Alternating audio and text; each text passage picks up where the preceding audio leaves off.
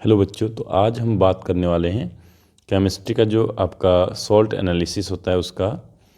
पहले पार्ट में हमने बात करी थी बेसिक रेडिकल की एनालिसिस हम कैसे करते हैं। आज हम बात करेंगे एसिडिक रेडिकल यानी जो एनाइंस होते हैं उनका हम एनालिसिस कैसे करते हैं। ठीक है, जो आपके एसिडिक रेडिकल होते हैं बच्चों वो आपके 3 ग्रुप में होते हैं, ग्रुप 1, 2 एंड 3, जबकि basic radical 7 group, zero group two 6 group थे। ठीक है, चलिए बच्चों, पहले तो हम ना जो ग्रुप फर्स्ट, ग्रुप सेकंड और ग्रुप थर्ड के जो एलिमेंट हैं, सॉरी रेडिकल से बेसिकली एनाइंस हैं, उनको याद करते हैं। एक तरीका लेके आया हूँ, एक ट्रिक है हमारे पास, चलिए उसको ध्यान से देखते हैं बच्चों। ठीक है, जैसे ग्रुप फर्स्ट के जो आपके बेसिक एसिडिक रेडिकल होते हैं बच्चों, जिनको हम एनाइंस भी बोलते हैं, कार्बोनेट होता है, सल्फाइट होता है और सल्फाइड और नाइट्राइट होते हैं। तो कार्बोनेट को किसान से याद रखना है, कार्बोनेट की, और ये जो है आपका सल्फाइट की बात करेंगे तो 100, सल्फाइड सा, और नाइट्राइट एंड किसान से याद कर लेना इसको। ठीक है, तो ये 4 हैं।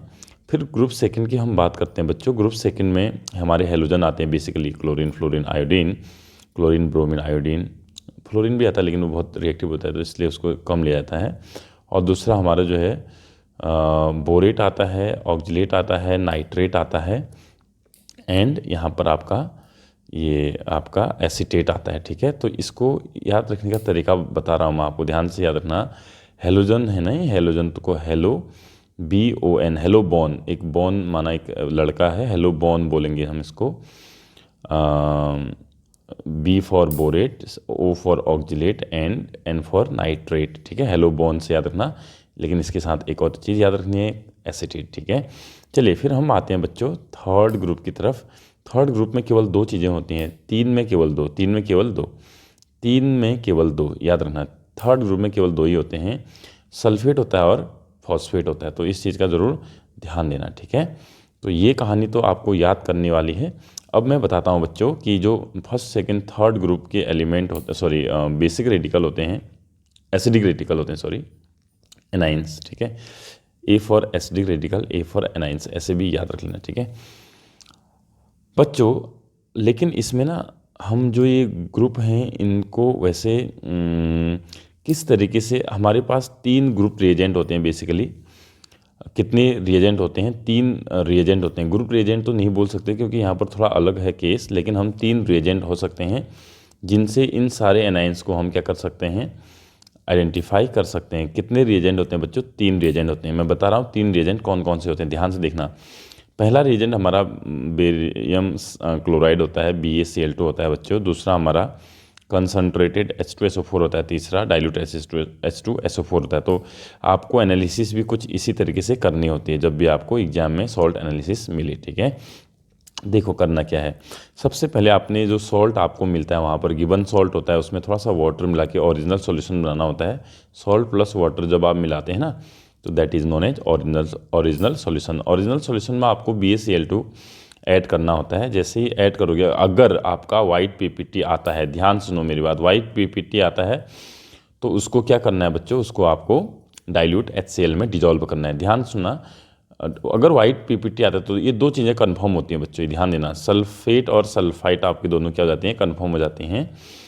और वाइट PPT आने के बाद उसको डाइल्यूट HCl में आप डिजॉल्व करना। डाइल्यूट HCl उसमें थोड़ा सा डालना। अगर PPT डिजॉल्व हो जाता है तो सल्फाइट आपका आयन प्रेजेंट होगा।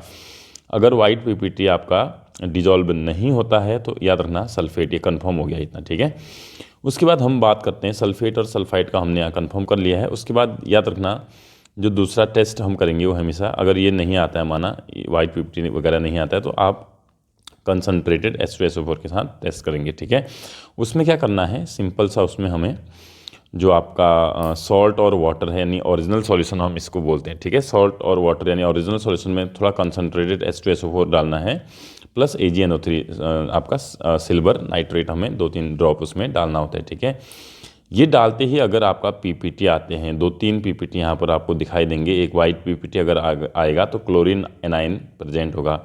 येलो PPT आता है तो आयोडीन होता है बच्चों। अगर पेल येलो PPT आता है तो आपका ब्रोमीन आयन प्रेजेंट होगा। ठीक है, माना ये डालने के बाद AgNO3 डालने के बाद PPT वगैरह नहीं आया तो आपने उसी में आगे बढ़ना है, यानी आपने ओरिजिनल सॉल्यूशन दोबारा से लेना है, प्लस उसमें आपका फ्रेशली प्रिपेयर्ड FeSO4 आपने उसी टाइम बनाया होना चाहिए। फ्रेशली प्रिपेयर्ड फेरस सल्फेट होना चाहिए।